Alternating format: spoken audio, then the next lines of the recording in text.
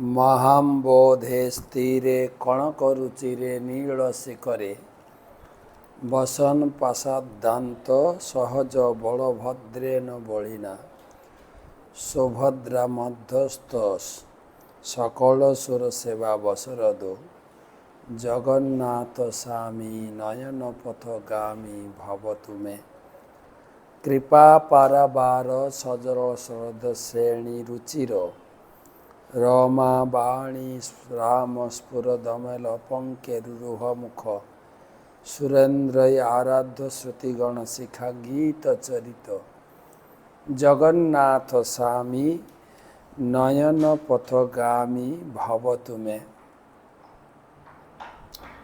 वंदे अहम श्रीगुरो श्रीजुत पदकमलं श्रीगुरुन् वैष्णवांश्च श्रीरूपं साग्रजातं सहगण रघुनाथान्वितं तं सजीवं साद्वैतं सावधूतं परिजनसहितं कृष्णचैतन्यदेवं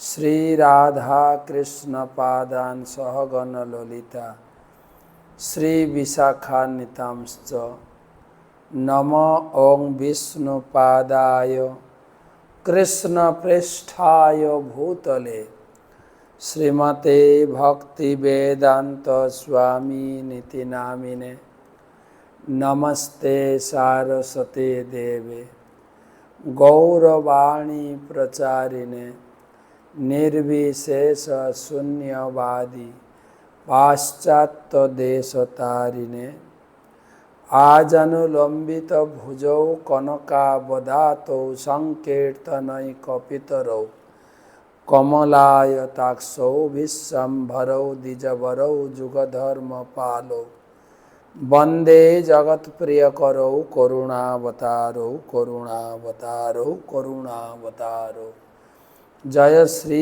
कृष्ण चैतन्य प्रभु नित्यानंद श्री अद्वैत गदाधर श्रीवासादि श्री गौर भक्तबिंद हरे कृष्णा कृष्णा कृष्णा हरे हरे हरे राम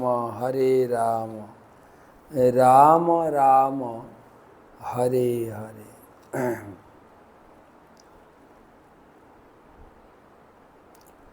ओं नमो भगवते वासुदेवाय ओं नमो भगवते वासुदेवाय ओं नमो भगवते वासुदेवाय नारायणं नमस्कृत्य नरं चैव नरोत्तमं देवीं सरस्वतीं व्यासं ततो जयम् उदीरयेत्।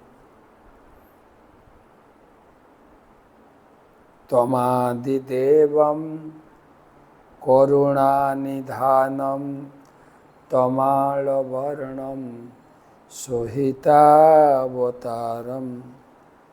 अपार संसार समुद्र सेतुं भजामहे भागवत स्वरूपम। ग्रंथराज श्रीमद् भागवत महापुराण षष्ठ स्कंधे षोडश अध्याय आज के एकविंशति श्लोक থেকে आलोचना।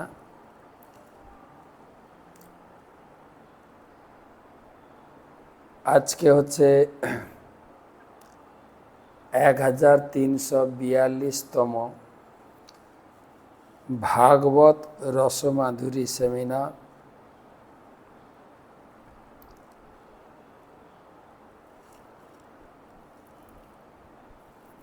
सुधी सज्जन मंडली भागवत पिपासु सत्री मंडली के जानाई कृष्ण प्रीति शुभेच्छा अभिनंदन।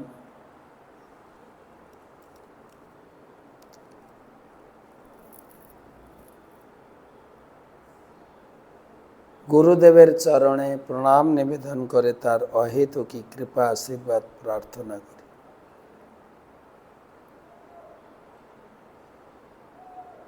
नमो ओं विष्णुपादाय कृष्णप्रेष्ठाय भूतले श्रीमते जयपताका स्वामिनिति नामिने।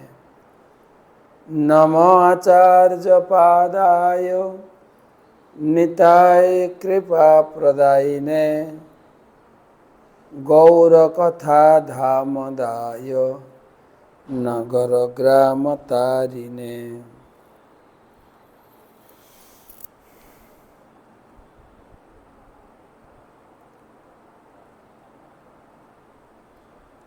आलोचना 21 श्लोक থেকে।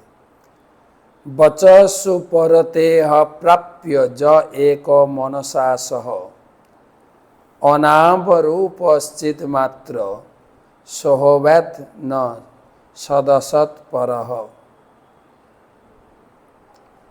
वचसु परतेह प्राप्य ज एक मनसा सह अनामरूपश्चित् मात्र सोहवैन न सत असत परः।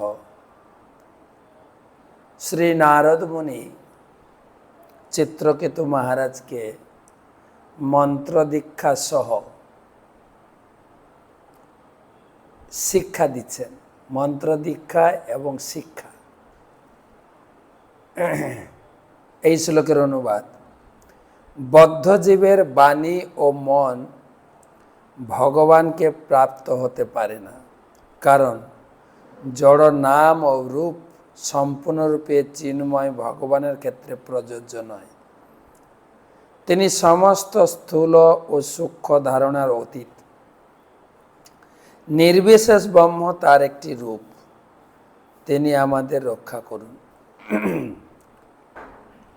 ভগবান চিন্ময়। আমরা আমাদের স্তুতির দ্বারাও ভগবানকে সন্তুষ্ট করতে পারি না, নারদ মুনি বলছেন, এবং মন দিয়ে ভগবানকে চিন্তার দ্বারা মনকে বশীভূত করতেও পারি না।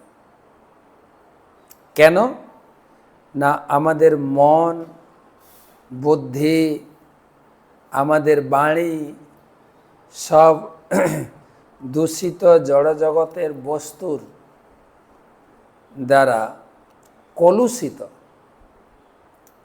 এই কলুষিত চেতনা, কলুষিত বুদ্ধি, কলুষিত ইন্দ্রিয় দিয়ে ভগবানকে সঠিকভাবে দর্শন, অনুভব বা তার সেবায় সফল হওয়া যায় না, নারদ মুনি বলছে। শাস্ত্রেও সেই কথা বলা হয়েছে। অত শ্রীকৃষ্ণ নাম আদি কার্যম ইন্দ্রিয় হয়। ভগবানের নাম, ভগবানের রূপ, ভগবানের সেবায় এই জড় ইন্দ্রিয় দিয়ে অনুভব করা যায় না। গ্রাহ্যম ইন্দ্রিয়। আমি চোখ দিয়ে ভগবানকে সঠিকভাবে দর্শন করতে পারি না। এই মন বা জিহ্বা দিয়েও ভগবানের নাম সঠিকভাবে উচ্চারণ করা যায় না। এই জিহ্বা দিয়ে দুটো কাজ হয়, প্রসাদ আস্বাদন আর কৃষ্ণ নাম বা কৃষ্ণ কথা আস্বাদন বা পরিবেশন। কৃষ্ণ কথা পরিবেশন আর নাম আস্বাদন। কিন্তু জিহ্বা তো জড়। আমরা অনুভব করি জীবনের শুরু থেকেই জড় কলুষ চেতনায় আমাদের জীবন গড়ে উঠেছে। গতকালকে বলছিলাম, মা বাবা থেকে শুরু করে, স্কুল টিচার থেকে শুরু করে, আমাদের দেশ নেতা, টিচার, বৈজ্ঞানিক সব জড় ধারণাই দিয়ে গেছে। জড় ধারণা, জড় উপকরণ, জড় বিদ্যার বা জড় কিছু আবিষ্কার, কিভাবে আমরা জীবনের ইন্দ্রতৃপ্তির জন্য এগুলোকে ব্যবহার করব। আর ইদানিং কিছু বছর আমরা কৃষ্ণ ভাবনা অনুশীলনে যুক্ত হয়েছি। তা আবার কতটুকু?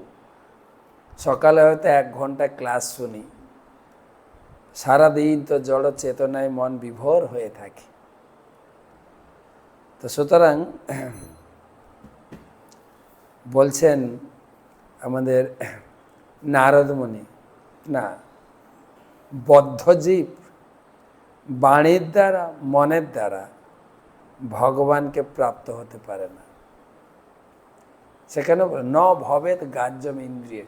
তার মানে কি আপনারা মনে করবেন মহারাজ আমাদের নিরুৎসাহিত করছেন? আমি করছি না, নারদ মুনি করছেন।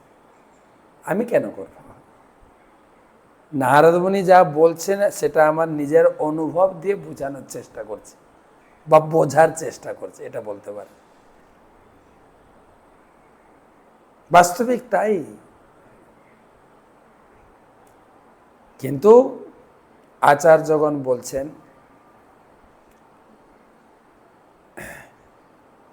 যদি আমরা নভাবেত গ্রাহ্য ইন্দ্রিয় সেবন মুখ জিহ্বাদ, এই জিহ্বা দিয়ে যদি সেবা করতে থাকি, সেবা মানে খাওয়া, সেবা মানে প্রসাদ সেবা, কিন্তু এখানে বলা হচ্ছে শ্লোকে সেবন মুখ, এই মুখ আর জিহ্বা দিয়ে যদি নিয়মিত সেবা করি, কি প্রসাদ সেবা, নাম সেবা আর নাম কীর্তন করতে করতে করতে করতে করতে করতে স্বয়মেব স্ফুরদত, ভগবান স্বয়ং তিনি প্রকাশিত হবেন। আজকে সকালে পাঠ শুনছিলাম, বলছেন যে ভগবানকে দেখার চেষ্টা করো না, এমনভাবে সেবা করো ভগবান তোমাকে দেখতে আসবেন। কত বড় কথা! কিন্তু প্রভুপাদ বলেছেন যে মাই গুরু মাস says don't try to see Lord, just serve, that way Krishna can come to see you. তুমি ভালো করে ভগবানের সেবা, নাম সেবা, বিগ্রহ সেবা, ধামের সেবা, গুরুদেবের সেবা করতে করতে বচসু উপরতে অপ্রাপ্য আর মনসা, মন দিই, এই মন তো সবসময় এদিক ওদিক ঘুরে বেড়ায়, কতক্ষণ আর কৃষ্ণ চেতনা, কৃষ্ণ চিন্তা করে, কৃষ্ণ সেবা। নারদ মুনি আরেকটা কথা বলছেন, ভগবানকে তিন ভাবে উপলব্ধি করা যায়। এক হচ্ছে ব্রহ্মরূপে, যা যোগীরা হৃদয়ে ধ্যান করেন, পরমাত্মা রূপে, ধ্যানীরা পরমাত্মা রূপে লাভ করে হৃদয়ে, আর যারা ভক্ত ষড়ৈশ্বর্যপূর্ণ ভগবানকে সরাসরি দর্শন করতে পারেন, যেটা আমরা বিগ্রহ সেবার মাধ্যমে অভ্যাস করছি। তো প্রথমে ভগবানের একটা রূপ হচ্ছে নির্বিশেষ ব্রহ্ম, ভগবান নিরাকার ব্রহ্ম, এখানেও স্বীকার করা হচ্ছে। যদিও চৈতন্য চরিতামৃতে কবিরাজ গোস্বামী বললেন যদ্বৈতং ব্রহ্মোপনিষতি তদপশ্যতনুভা য আন্তা অন্তর্যামী পুরুষ ইতি সহসাংস বিভব ষড়ৈশ্চর্যৈ পূর্ণ য ইহস ভগবান স্বয়ময়ম ন চৈতন্যাৎ কৃষ্ণাৎ জগতি পরতত্ত্ব পরমিহ।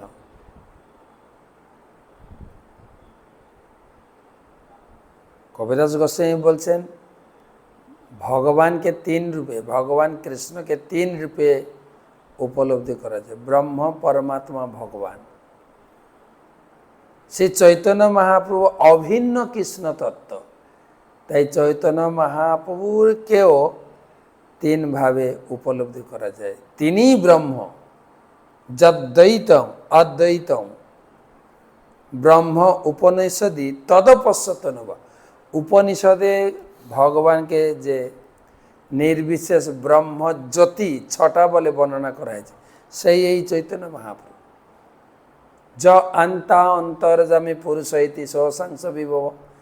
অন্তর্যামী রূপে প্রত্যেকের হৃদয়ে যিনি বসে আছেন তিনি চৈতন্যই, তিনি কৃষ্ণ অভিন্ন চৈতন্য।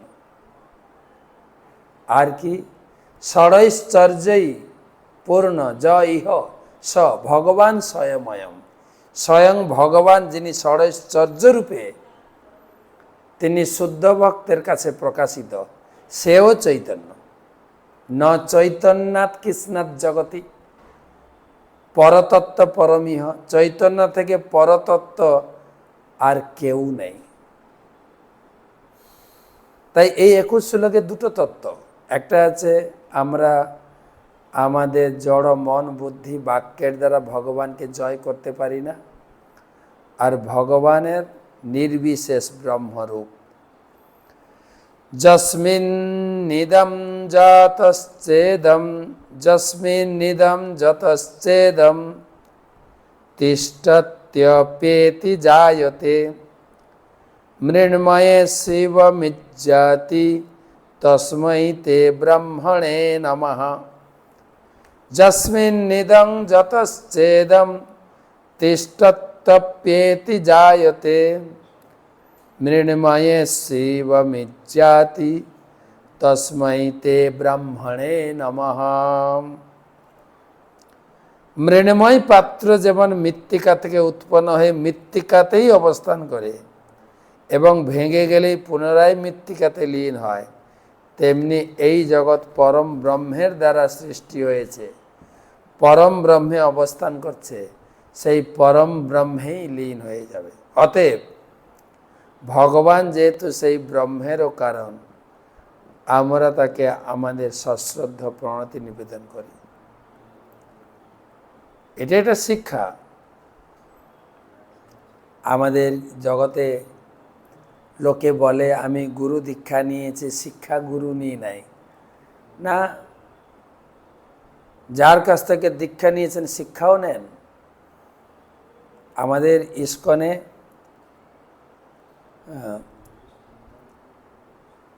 সকলের শিক্ষাগুরু হচ্ছেন প্রভুপাদ, তিনি প্রতিষ্ঠাতা আচার্য, এন্টায়ার শিক্ষাগুরু বলে ইস্কন সকলের। আবার আমার গুরুদেব বলেন তোমরা দীক্ষা নিয়েছ, প্রভুপাদ শিক্ষাগুরু, আরও কিছু শেখার জন্য তুমি শিক্ষাগুরু গ্রহণ করো। আবার তিনি বলেছেন আমি তোমার দীক্ষাগুরু, আমি তোমারই শিক্ষাগুরু। গুরুদেবের কাছে বসে শিক্ষা গ্রহণ করি। তাই চিত্রকেতু মহারাজ নারদ মুনির কাছ থেকে দীক্ষা গ্রহণ করেছেন। এখন শিক্ষা বলছেন এই জগৎটা ব্রহ্ম থেকে প্রকাশিত, আর ব্রহ্মই অবস্থান করছেন, ভগবানের শক্তিতেই অবস্থান করছে। আমরা যেটাকে মাধ্যাকর্ষণ শক্তি বলি আমাদের বৈজ্ঞানিকের ভাষায়, গ্রহ নক্ষত্র তারা চন্দ্র পৃথিবী সব নিজস্ব কক্ষপথে ঘুরছে, এটা যে ভগবানের শক্তি।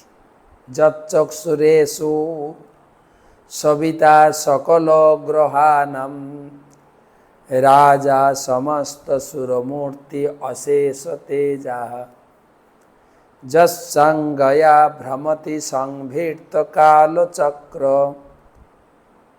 গোবিন্দমাদি পুরুষম তমহম ভজামি। যে গোবিন্দের নির্দেশে সূর্যদেব নিজ কক্ষপথে চক্রাকারে ঘুরছে, যৎসংজ্ঞায় যার আজ্ঞায়, ভ্রমতি সংভীর্ত কালচক্র ভিত্তের মতো চক্রাকারে ঘুরছেন সেই গোবিন্দ নির্দেশে। এখানে বলছেন ভগবান থেকে সৃষ্টি, ভগবানের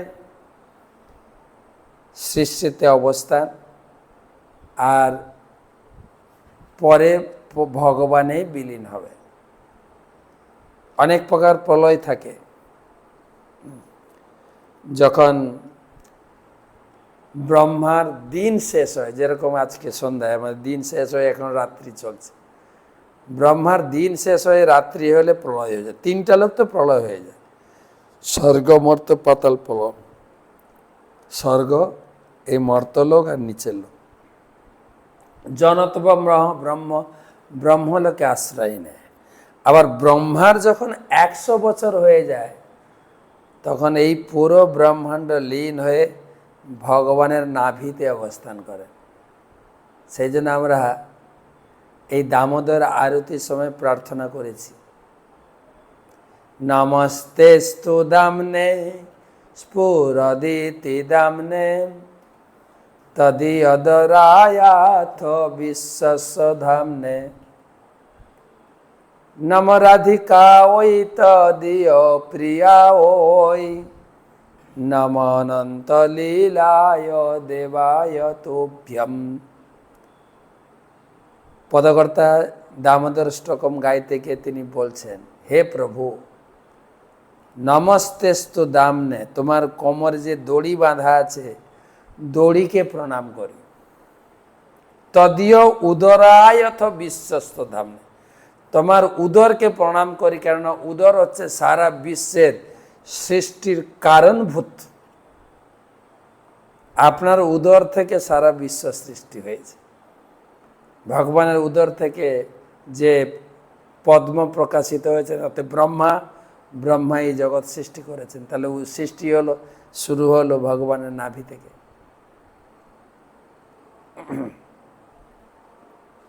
উদাহরণ দেওয়া হয়েছে, মাটি থেকে মাটির পাত্র তৈরি হয়, মাটিতে অবস্থান করে, ভাঙার পরে মাটিতে মিশে যায়। আমাদের বৈজ্ঞানিকের ভাষায় আমরা পড়েছি, শক্তির সংরক্ষণ সূত্র E=mc²। কিভাবে শক্তি একটা থেকে একটা ট্রান্সফার আছে। জন্না প্রসন্তি না বিদু মন বুদ্ধিন্দ্রিয়া সবহ অন্তর্বহিশ্চ বিততম ব্যোমবৎ অন্নতোস্মহম। জন্না প্রসন্তি না বিদু মন বুদ্ধিন্দ্রিয়া সব অন্তর্বহিশ্চ বিততম ব্যোম তন্নতোস্মহম। ব্রহ্ম ভগবান থেকে উদ্ভূত, আকাশের মতো ব্যাপ্ত, যদিও জড় পদার্থের সঙ্গে তার কোনো সংস্পর্শ নেই, তবু তা সব কিছুর অন্তরে বাইরে বিরাজ করে। মন বুদ্ধি ইন্দ্রিয় প্রাণ তাকে স্পর্শ করতে পারে না বা জানতে পারে না। তাকে আমি আমার সশ্রদ্ধ প্রণতি নিবেদন করি। ব্রহ্মজ্যোতি ভগবান থেকে উদ্ভূত, জড় পদার্থের সঙ্গে তার কোনো সংস্পর্শ নেই, তিনি অন্তরে বাইরে সব জায়গায় অবস্থিত। দেহেন্দ্রিয় প্রাণ মনোধিয়মি, দেহেন্দ্রিয় প্রাণ মনোধিয়মি, যদংশ বিদ্যা প্রচরন্তি কর্মসু নৈবান্নদা লৌহমিবা প্রতপ্ত্যম স্থানেষু তদ্দ্রষ্ট পদেশমেতি। দেহেন্দ্রিয় প্রাণ মনোধিয়মি, যদংশ বিদ্যা প্রচরন্তি কর্মসু নৈবান্নদা লৌহমিবা প্রতপ্ত্যম স্থানেষু তদ্দ্রষ্ট পদেশমেতি। লৌহ যেমন অগ্নির সংস্পর্শে তপ্ত হয়ে অন্য বস্তুকে দহন করার সামর্থ্য লাভ করে, তেমনি দেহ ইন্দ্রিয় প্রাণ মন বুদ্ধি জড় হলেও ভগবান চৈতন্যের অংশের দ্বারা আবিষ্ট হয়ে নিজ নিজ কর্মে প্রবৃত্ত হয়। অগ্নির দ্বারা তপ্ত না হলে লৌহ যেমন দহন করতে পারে না, দেহের ইন্দ্রিয়গুলিও তেমন পরব্রহ্মের দ্বারা অনুগৃহীত না হলে কর্ম করতে পারে না।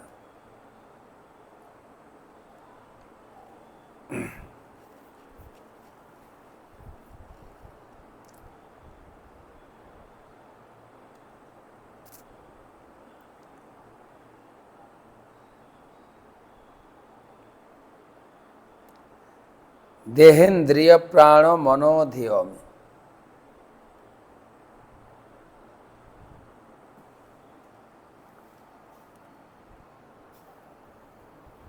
তো ভগবান থেকে যে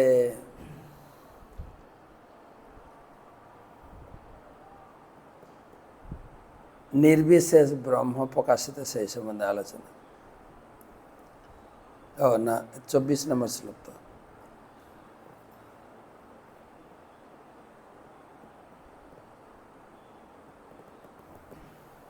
লৌহ যেমন অগ্নির সংস্পর্শে তপ্ত হয়ে অন্য বস্তুকে দহন করার সামর্থ্য লাভ করে।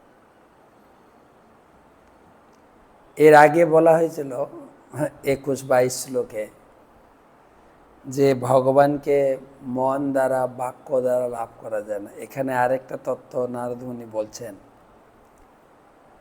কিন্তু অভ্যাস করতে করতে, যেরকম লোহা যখন আগুনের মধ্যে থাকে, আগুনের গুণ প্রাপ্ত হয়ে সে অন্যকেও পুড়াতে পারে, লোহা অন্যকে পুড়াতে পারে। ঠিক সেই রকম আমাদের দেহ, ইন্দ্রিয়, প্রাণ, মন, বুদ্ধি জড় হলেও চৈতন্য অংশের দ্বারা আবিষ্ট হয়ে নিজ নিজ কর্মে প্রবৃত্ত। ঠিক সেই রকম বলছেন, অগ্নির দ্বারা তপ্ত না হলে লৌহ যেমন দহন করতে পারে না, তেমনি ইন্দ্রিয়গুলিও তেমন পরম ব্রহ্মের দ্বারা অনুগৃহীত না হলে কর্ম করতে পারে। পরম ব্রহ্ম যদি ইন্দ্রিয়গুলোকে শক্তি প্রদান করে, তখন ইন্দ্রিয়গুলো কাজ করবে।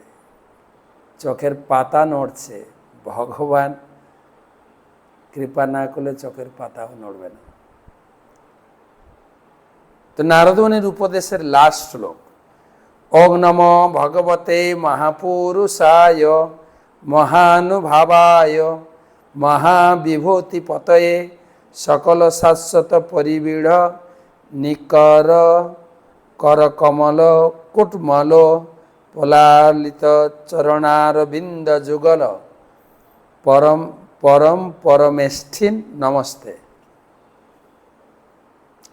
ওং নমো ভগবতে মহাপুরুষায় মহানুভাবায় মহাবিভূতি পতয়ে সকল শাশ্বত পরিবীঢ় নিকর কমণ্ডুলমল পলালিত চরণারবিন্দ যুগল পরম পরমেষ্ঠিন নমস্তে।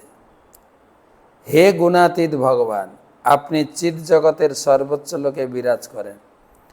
আপনার পাদপদ্ম যুগল সর্বদা সর্বশ্রেষ্ঠ ভক্তদের কমল কেলি সদৃশ হস্তের দ্বারা সেবিত। আপনি ষড়ৈশ্বর্যপূর্ণ ভগবান। পুরুষ সূক্ত স্তপে আপনাকে পরম পুরুষ বলে বর্ণনা করা হয়েছে। আপনি পরম পূর্ণ, সমস্ত যোগ বিভূতির অধিপতি।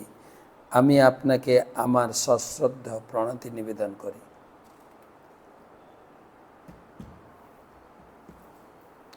তো মোটামুটি নারদ মুনির দীক্ষা এবং শিক্ষা শেষ হয়েছে। একটু বলরামের কথা আস্বাদন করি। নমস্তেস্তু হলগ্রাম নমস্তে মুসলায়ুধ নমস্তে রেবতী কান্ত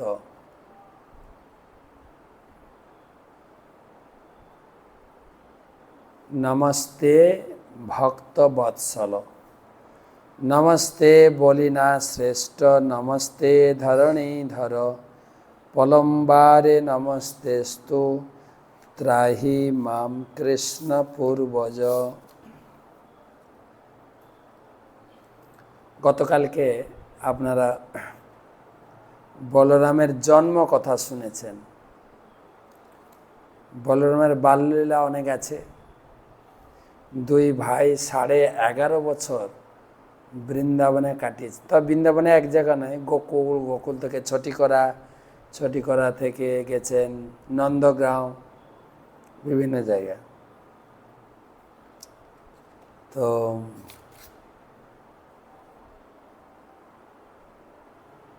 একটু বড় হতেই দুই ভাই সখাদের নিয়ে গোচারণে যেতেন।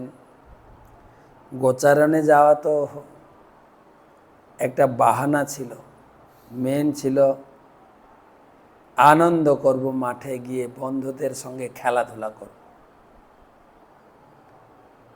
প্রতিদিন নতুন নতুন খেলা করে কৃষ্ণ বলরাম সখাদেরকে আনন্দে মাতিয়ে রাখতেন। তো একদিন খেলা করতে করতে কৃষ্ণ মাটি খেয়েছে। বন্ধুরা এসে মায়ের কাছে অভিযোগ দিয়েছে,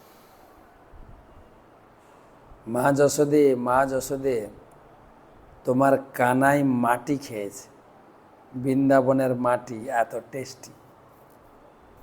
আর সত্যি, যে জায়গায় কানাই মাটি খেয়েছিলেন ব্রহ্মাণ্ড ঘাটে, সেখানে আপনার পেড়া, সন্দেশ, খাজা গজা কিছু পাওয়া যায় না, মাটির বানানো সন্দেশ পাবেন।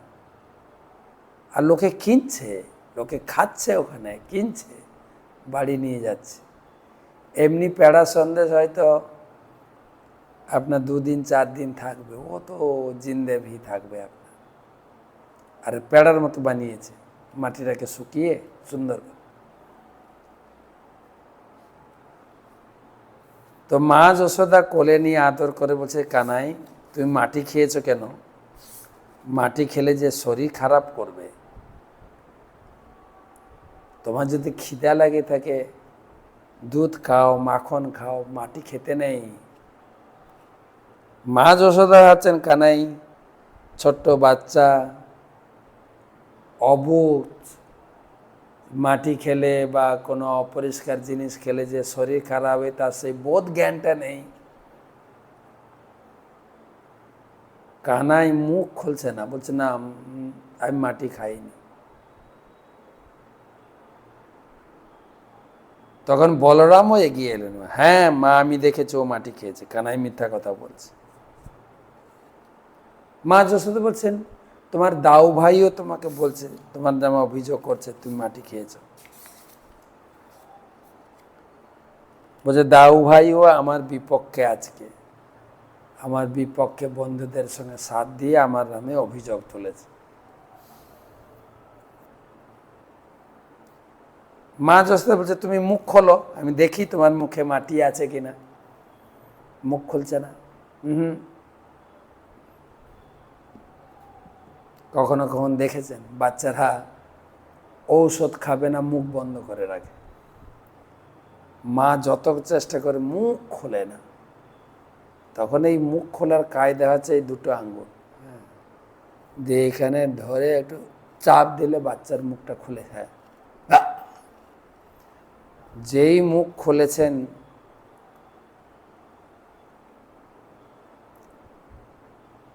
না প্রথমে মুখ খোলার আগে মা যশোদা খুব চিন্তায় পড়ে গেছেন।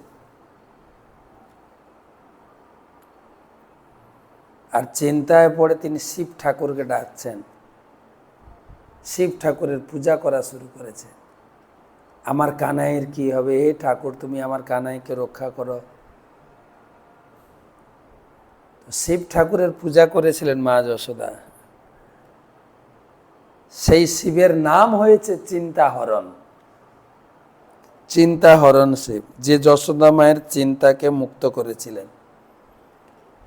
আর যমুনার ঘাটে এই মন্দিরগুলো, ব্রহ্মাণ্ড ঘাট, চিন্তাহরণ ঘাট।